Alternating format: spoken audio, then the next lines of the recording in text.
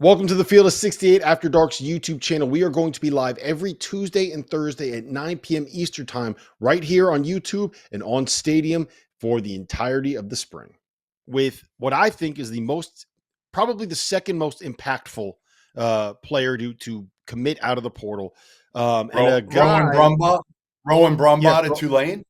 Is that where your you're guy, going? Rowan Brumbaugh, has committed to Tulane.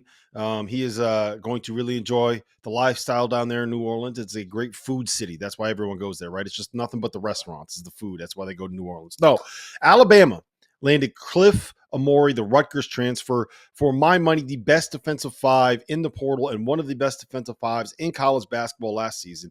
And with all of the guys that they got coming back, Grant Nelson, Latrell Wrightsell, Jaron Stevenson, potentially Mark Sears, and some of these pieces they got coming in, Chris Youngblood, Houston Millette, and Nate Holloway specifically, I do think that adding a guy that is an elite rim protector, that is a very, very good rebounder, and that is the one thing that this team that was a 4 seed that made the Final Four last year was missing.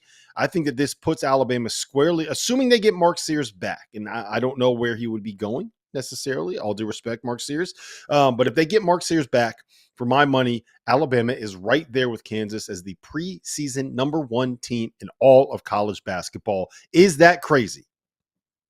Not at all. Not at all. I think you can make a case Alabama or Kansas right now, preseason #1 if Mark Sears comes back. And you probably would go Alabama. I mean, initially I was like, all right, they're clearly #2, but they went to the Final Four.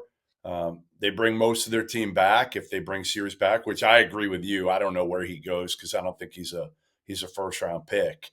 But I guess if he goes in the 30s or he gets intel that he could be picked in the 30s, he could certainly say, hey, you know what more is there that I could do in college basketball?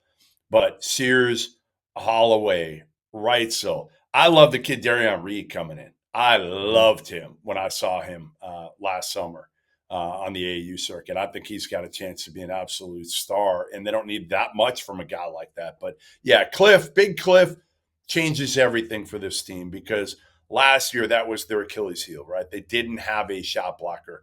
They didn't have a rim protector. They were atrocious defensively for most of the season, and now he can clean up a lot of those mistakes. Their perimeter can still be mediocre defensively, but again, with Big Cliff there, it erases a lot of the issues, a lot of the question marks that you have about this Alabama team, and they can score from every other spot. Yeah, if you look at the numbers from last season, right? Alabama ranked 277th in defensive rebounding percentage. They ranked 296th in defensive turnover percentage, right? They ranked 201st in defensive 2-point field goal percentage. And all of those things can be fixed or at the very least impacted by putting a guy in and around the paint that is going to be able to, one, block shots, and two, erase mistakes when you get out and play aggressive and kind of jump passing lanes on the perimeter, right? So I think that bringing him in is going to be able to solve a lot of the ills that we saw on one of the best offenses in all of college basketball last season. You know that Alabama is going to be able to score. If they can get stops, if they go from being a team that has to win in the 90s to a team that can beat you in the 70s as well, I think that changes who they are. And, I tweeted this out on, when did he commit? On Sunday morning, right? And one of the things that I got back, and I'm curious your take on this, is why should we look at Alabama any differently than an FAU, than a North Carolina, than a team that made one of these deep tournament runs that we now overrate the next season because they got lucky for 2 or 3 weeks in the month of March? And my pushback would be FAU didn't change much, right? They didn't plug any of their holes. They just kind of ran it back. North Carolina didn't change much. They didn't really plug any of their holes. They ran it back and just ignored some of the issues that were already there on the roster. That's not what's happening with Alabama. If they get Mark Sears back, they plug the biggest hole that they had with Cliff Omoruyi. That's why I'm all the way in on Alabama heading into next season. Totally different scenarios, right? Mm-hmm. Like FAU was kind of a one-year wonder at that point. North Carolina had been mediocre under Hubert Davis for much of his tenure, other than 1 month. Right, they caught fire for 1 month of the NCAA tournament. Alabama's been really good under Nate Oats for pretty much the last four years.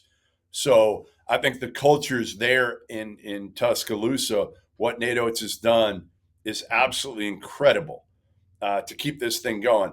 And according to my sources, they're not like top 5 in NIL right now. They're not. I put out a tweet, and I stand by it, that I think there's really 3 programs right now that can get a dude in the portal when they're not the highest bidder. Basically, where they're I don't want to say they're underpaying, because again, sometimes they're beating out schools that they should be able to beat out, even paying less money. But I think it's UConn. Obviously, that's number one, with the fact that what Dan Hurley's done, winning 2 straight national titles. I think Alabama's 2, because of their offense, because of the way they play, because of the way kids want to play in that offense. Freedom, shooting threes, scoring a lot of points, getting to the NBA, putting players in the NBA right now for Nate Oates helps as well.